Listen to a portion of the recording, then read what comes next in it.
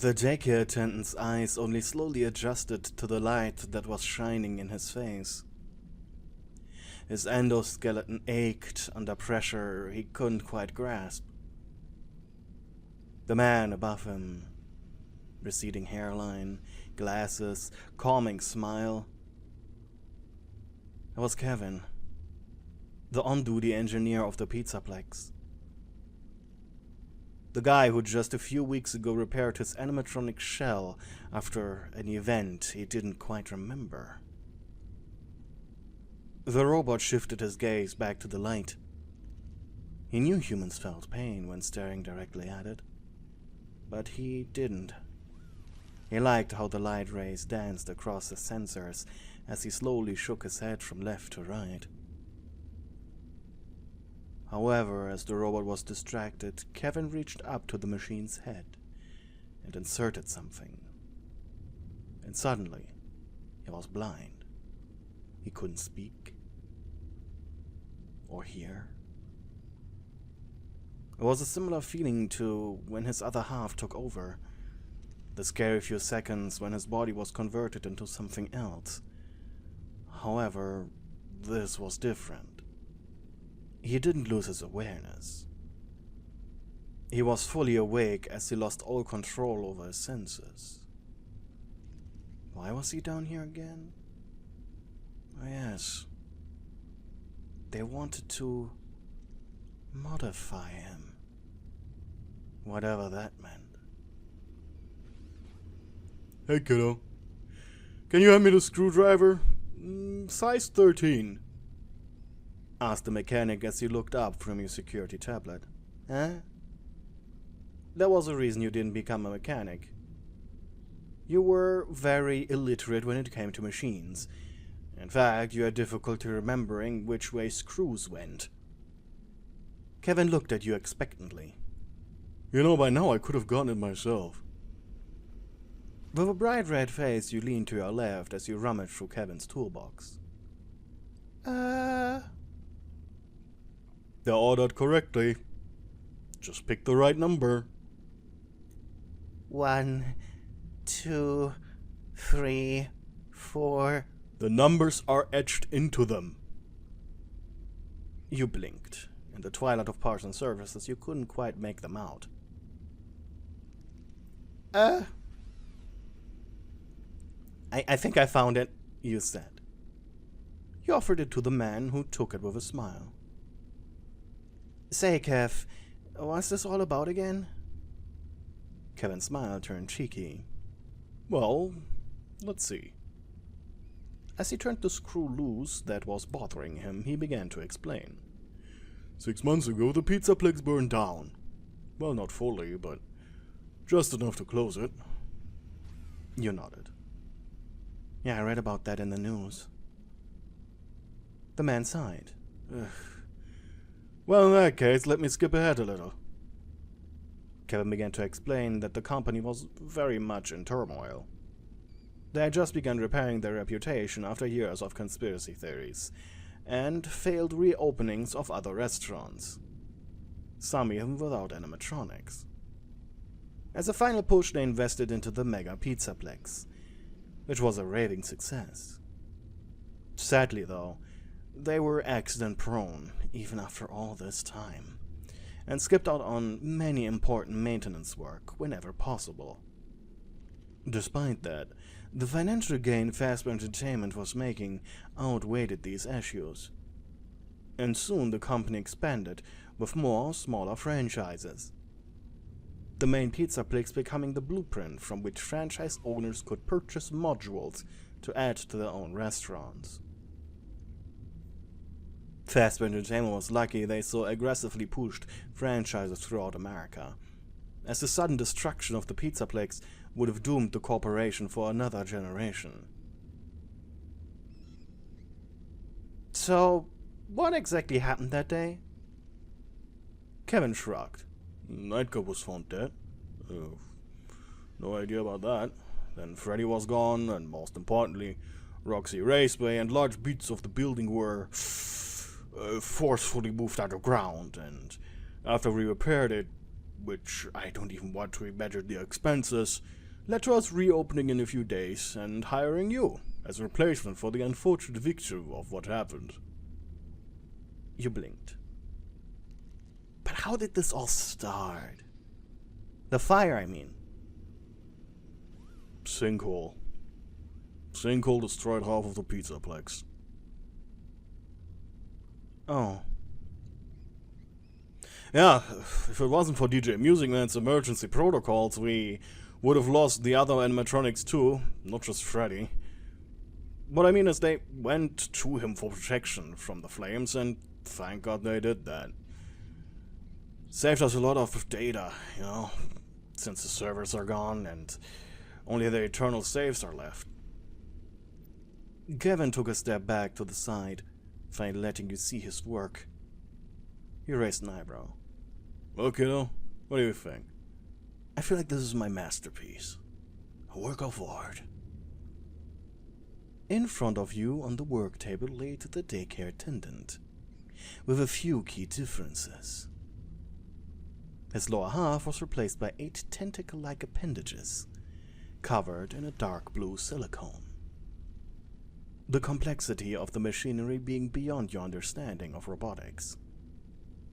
Webbing was placed between its fingers, and most importantly, all the small seams and holes in his skeleton were covered up with rubber. Your eyes widened. You really are a magician when it comes to machines, Kev. The fat engineer shrugged approvingly. Huh. After the sinkhole had been reinforced and partially filled in, Kevin had the amazing idea of turning what used to be the Pizzaplex's basement into an underground indoor water park. The owner of the Pizzaplex, a migrant from India called Amir, absolutely loved that idea. More ideas were thrown around as to what it should be themed after. The conclusion was making it space-themed, and putting a modified daycare attendant model in there as its mascot. You pushed over a wheelchair you had been instructed to bring down next to Kevin as he activated the machine. The animatronic opened his eyes. He looked to his left, then to his right. Well, Kev, how bad does it look? He hushed as he flapped his tentacles. I was actually pretty proud of it. Then the machine's eyes fell on you. Ah, newbie. Were you here all along? You shrugged. Management said I should be here as a team-building exercise, but mostly it's just so I actually get to meet the elusive Kevin. Kevin mostly worked off-site, on duty meaning that on a daily basis he drove to multiple franchises, to give them mechanical support. What made him the Pizzaplex's dedicated engineer was the simple fact he lived close to it and was able to always come. Meaning it pretty much always started and ended here. His routes, that is. The animatronic sighed. Aren't you happy you get to be without sun now? Moon's eyes darted to you. Yes, I hadn't really thought about that. Or the extent, really. Well, now that I'm giving it thought, yes, I'm happy. There's no annoying other side of myself tampering with my Protocol not found. Kevin, where is my nap time protocol? There is no nap time where you're going. Then why for the love of Afton do I still have memories of doing that and enjoying it? You stripped my rules from me. I need to come up with new ones now. Well, in a way, that's fine too. Kevin grinned. What's with that face, engineer? Management wanted to save on programming costs by only deleting aspects they don't need for the new attraction, and just let you get used to your new environment. He put all that in very sarcastic quotations by using gestures. The robot slapped both hands on his round moon face. Ah, I'm not programmed to speak ill of Fazbear Entertainment. Such a pity. I would love to. So, why tentacles? You suddenly asked. Yeah, I was thinking that too. Aren't the bad guys usually the ones with tentacles? Kevin felt a little backed into a corner. He didn't really know why himself management wanted to go with this specific design choice rather than a regular mermaid's tail. Well, to tell you the truth, he said, I don't know myself. But if you think about it for 5 seconds, you can come up with reasons. For one, it's easier to walk with those tentacles. You know, it could be like a spider kind of thing. Secondly, it allows you to climb on poles down there, and you can hug multiple children at once. Oh, that sounds fantastic, Kevin. Moon mused, clapping his hands together.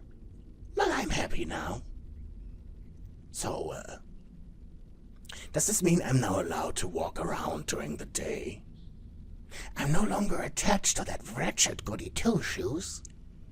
And I don't have to listen to that stupid song anymore. You raised an eyebrow. How aware were you when Sun took over? Oh, I could see everything, hear everything. The songs, the paper dolls, the hide and seek, the glitter glue. The glitter glue. Wait, I thought you're programmed to like it. Oh, I do. I really, really do. But I never got to glitter glue with the children. I always came out during nap time. And you weren't allowed to glitter glue during nap time. You and Kevin laughed. Well, let's get you to Moonwalk Water Park. Following Kevin's command, you pushed the wheelchair closer to Moon before lifting him off of the table, gently setting him down on the wheelchair.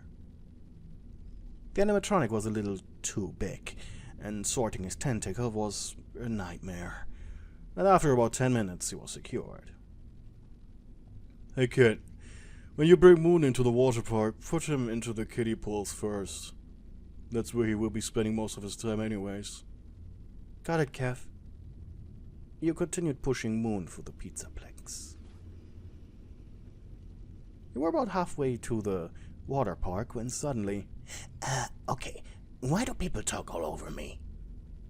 You blinked. What? Moon was taking you completely out of your thoughts. I was right there. You could have just told me directly to not go dive. You deadpanned.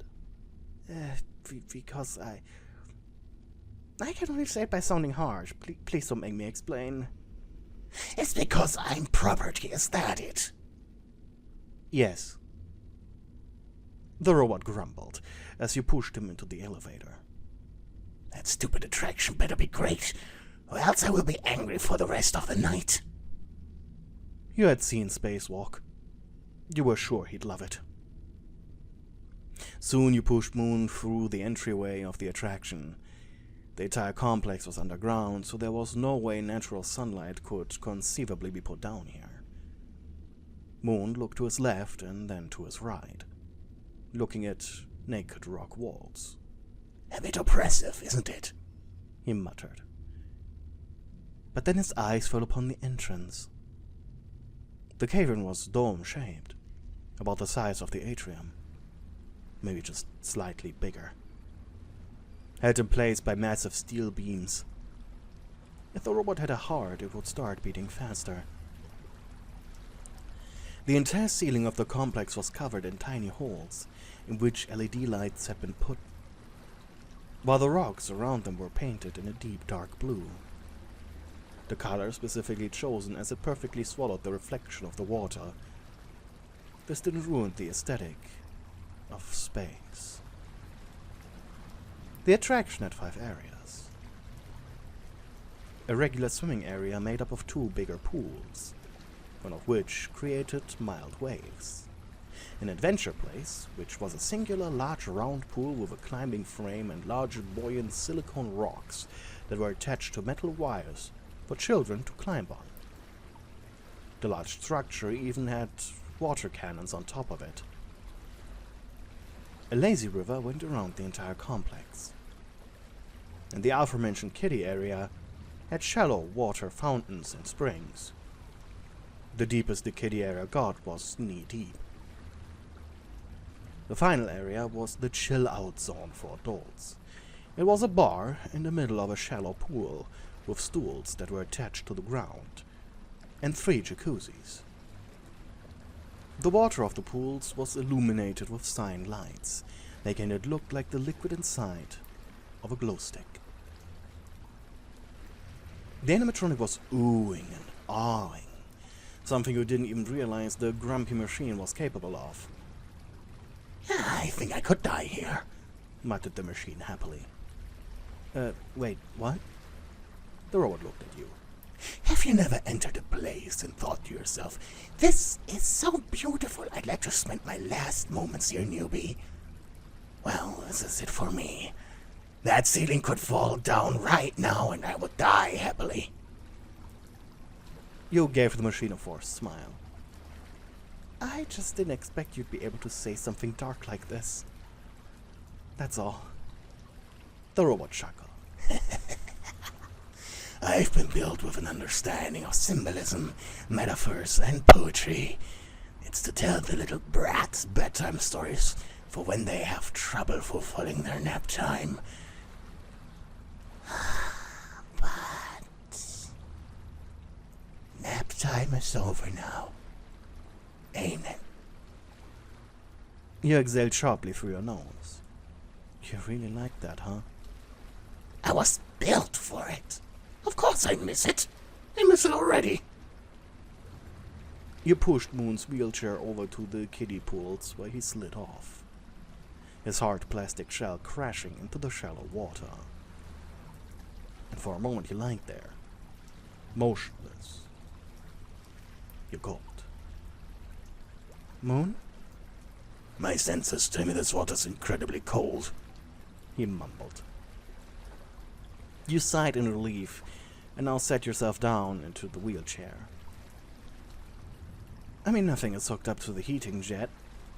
We're still not opening this. The robot rolled on his back to look at you. So what now? You shrugged. I guess I'm supposed to teach you how to walk. The robot's head spun upside down mockingly. Oh, do you? Why didn't they just program that? You crossed your arms and smirked. Oh, well, that's because your AI is adaptive. You can learn basic things like walking on your own. It's to save on IT cost, I guess. To save on IT cost, I guess. You put both hands on your hips. Hey, don't sass me, mister. Now get your ass up. Jumping on your feet, you lifted the robot. Okay, newbie, he hissed as his tentacles squirmed for purchase. Your face quickly turning red. The robot was so incredibly heavy, but after a minute of you holding your breath, shivering from the weight on your arms, the weight was lifted as his tentacles securely pressed on the ground. Oh, I get it now. You let go of the robot before throwing yourself on the ground. Which, arguably, was stupid. And a mistake. As your entire bag was now wet with ice-cold water, the liquid quickly soaking up into your clothes. Newbie! Shouted the robot, almost offended. He grabbed your arm, lifting you out of the shallows. Why would you do that? You're heavy, and I need a breather. You shattered through clenched teeth. You need to get warm. It was pretty cold in this place, so there wasn't really a quick way of fixing this. It's fine. No, it's not. Get those freezing clothes off this instant. I'm going to warm my body. You blinked, perplexed. And then... Wait. Did he seriously just suggest that? You gulped. I can't Oh. You stopped mid-sentence. Wait. You smiled, almost creepily at him, and the robot tilted his head in confusion. You know what? You're right. What kind of person would refuse an offer such as this? After all, we have spent way too much time on an anime website to know where this could be going. And a fantasy like this, that needed to be fulfilled. Quickly, and without much thinking, you unbuttoned your wet shirt. Loudly, it splashed into the water like a wet sack of potatoes. It was in this moment Moon realized what he had asked of you, and he started feeling a little self-conscious. Now, of course, now that your upper body was exposed, you could feel the cold even more, seeping down into your bones, making your skin shiver and develop goosebumps almost immediately. You then lunged forward into Moon's arms, his body having heated up to be quite comfortable. You seem way too eager for this, newbie. What are you thinking? You grinned before leaning up to his white moon face, gently kissing his hot cheek before whispering, Moon, next I want you to do is test how flexible and strong your tentacles can be. Just do everything exactly as I say. Your legs quivered with horny excitement, as a multitude of horny. As a multitude of lewd ideas popped into your brain. As a multitude of lewd positions popped into your brain that only a machine like him could fulfill.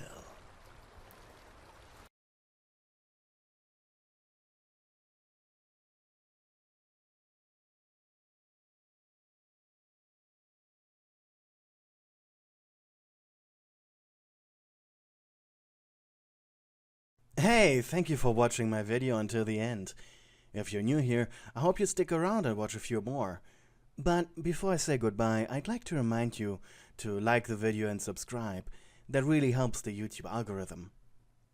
I also have a Ko-fi and Patreon if you want to support me financially, and I also have a community Discord server. All links are down in the description. That's all. Hope you have a good day. Until next time. Bye!